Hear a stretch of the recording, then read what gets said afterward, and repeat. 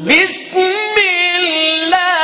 الرحمن الرحیم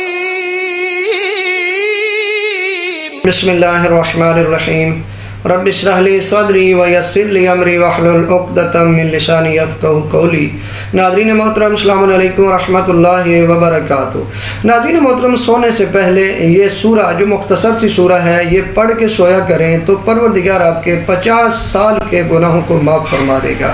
یہ میں نے بیان فرما رہا ہے، امام جعفر صادق علیہ السلام بیان فرماتے جو شخص سوتے وقت 100 مرتبہ سورہ توحید پڑھتا ہے، یعنی بسم اللہ الرحمن الرحیم، قل هو اللہ احد اللہ الصمد لم یلد ولم یولد ولم یکن له کفوا احد، ہر بچے کو جوان کو یہ یاد ہوتی ہے، یہ سورہ جو 100 مرتبہ یعنی ایک تسبیح پڑھ کے سوتا ہے تو پروردگار اس کے 50 سال کے گناہ معاف فرما دیتا ہے۔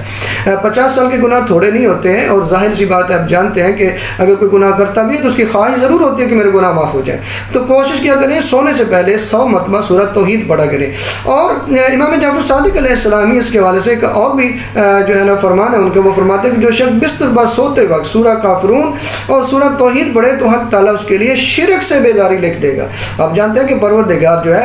قرآن میں واضح فرماتا ہے کہ مشرک کو میں معاف نہیں کروں گا، یعنی ایسا مشرک جو شرک کی حالت میں ہی مر جائے۔ تو انسان کو تو پتہ نہیں کب جو ہے وہ